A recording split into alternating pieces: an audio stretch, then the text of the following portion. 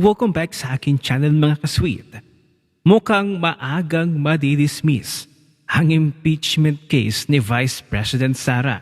Lalo pa ngayon na mayroon ng pruweba na hindi talaga magkakilala itong si Ramil Madriaga at si Vice President Sara. Inilabas nga ni Attorney Paulo Panelo ang mga ebidensya na itong si Attorney kilala lamang ang tanging kilala ni Vice President Sara. Kaya't sino ba ang nagsasabi ng totoo? Ayon kay kilala, hindi magkakilala si Vice President Sara at Madriaga. Kaya hindi totoo na inutusan niya si Madriagang buuin ang ISIP Pilipinas. Sa katunayan, ako ang nag-arrange ng unang virtual meeting ng ISIP Pilipinas kay VP Sara noong October 2021. Dahil hindi nga sila magkakilala ni Madriaga.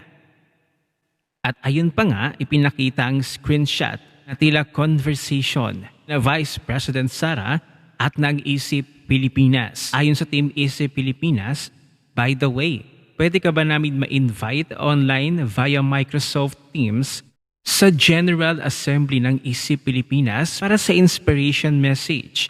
Kahit 10 minutes lang kasi alam ko busy ka masyado. Kung kailan most convenient schedule mo, kami ang mag-adjust sa'yo. Ang tugon ni VP Sara, Sir, alam niyo po na hindi ako tatakbong Pangulo? Nagreply, Yes, Mayora. Yung ISIP naman Initiative for Social Justice Innovation and Progress, talaga, ikaw talaga ang naging inspiration nila na tumulong sa kapwa.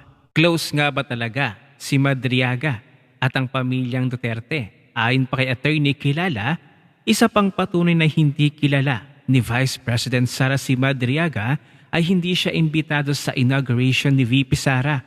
Ako ang naimbitahan para kumatawan sa ISIP Pilipinas. Kaya lang, nakadalo si Madriaga dahil hindi ako pwede sa araw na iyon.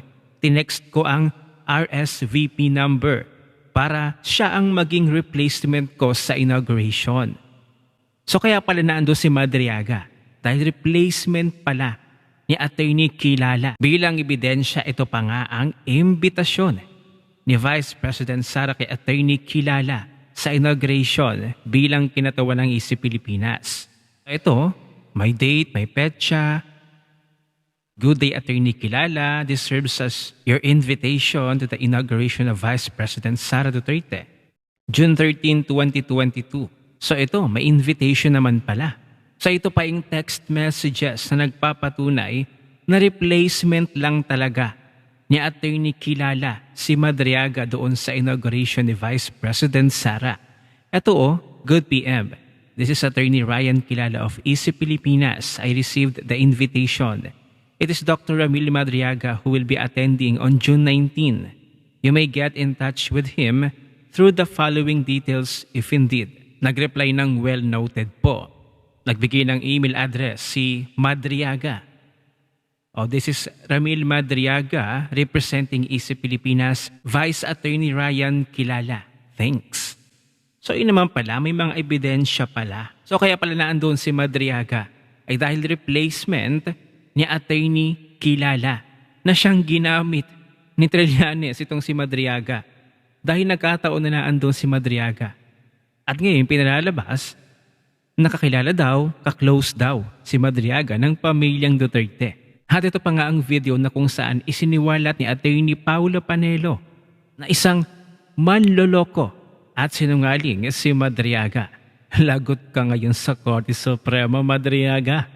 Araw pa lang sabi ni Terry Redon, ano yan, confidential, baka confidential employee yan. Tapos ito naman si Attorney Raymond Palad sabi, never siya naging empleyado ng gobyerno kaya wala siyang record. Kasi ano siya, personal aid or alalay ng pamilya Duterte. Una-una, ngayon na lang yan. Kasi dun sa affidavit, sinabi niya, I worked in the following government offices. Kasama yung PSG. Sinabi niya, I was formally assigned in the PSG to teach this course and that course. So, tapos, sabi ni VP Sara, yung allegation mo na na nag-provide ka ng security para sa akin, yung transport services, yung intelligence operations, pawang kawani ng gobyerno lang ang pwedeng gumawa Yes. niyan para sa akin. Totoo. May mga government protocol na sinusundan para makapagsilbi ka ng ganong capacity para sa opisina ko. Yun nga, nakakuha tayo ng certification sa VP, SPG, OVP at DepEd na wala talagang ganong klaseng empleyado. Okay? So, one afterthought na lang. Ngayon na lang nila sinasabi yan na hindi siya empleyado ng gobyerno. Pangalawa, sabihin na nating personal aid ka or alalay ka, bakit kailangan mo ng imbitasyon para Oo nga. maka-attend ng inauguration ni VP Sara? Kasama ka pala sa staff niya. Oh, diba? Bakit ka pa magpapaimbita? Exactly. Diba? Pangatlo, sabihin na natin parang secret agent ka kasi walang nakakilala sa kanya. Oo. Diba? Wala pa akong nakakausap na katrabaho ni VP Sara na kahit isang beses nakita siyang katrabaho si VP Sara. So, pagpalagayin na natin na parang secret agent siya, confidential. Bakit ka post ng picture ng amo mo? Oo. Intelligence gathering ka pala. Ba't mo pinapakita sa tao na Diba? may picture kayo ni VP Sara? Diba? It doesn't make sense. It doesn't make sense. Kaya sa isip niya lang yun. Kasing attorney, yung picture, di ba? Halatang sablay na yun eh. Pero meron pa silang binabato, lalo na itong pinapakalat ng mga vloggers na yung pagbati ni BP Sara kay Madriaga. Anong birthday? Sa akin, yun ang patunay na hindi sila magkakilala. Kasi alam naman natin na kapag may birthday greeting ka, nakasulat yung pangalan, di ba? Yung mga celebrity, ang binabati nila, yung mga taong hindi nila kilala. Kasi kung kilala ka nila, hindi na isusulat yung pangalan sa papel, di ba? Totoo. Pero bukod doon sa obvious na halimbawa na yon, meron din tayong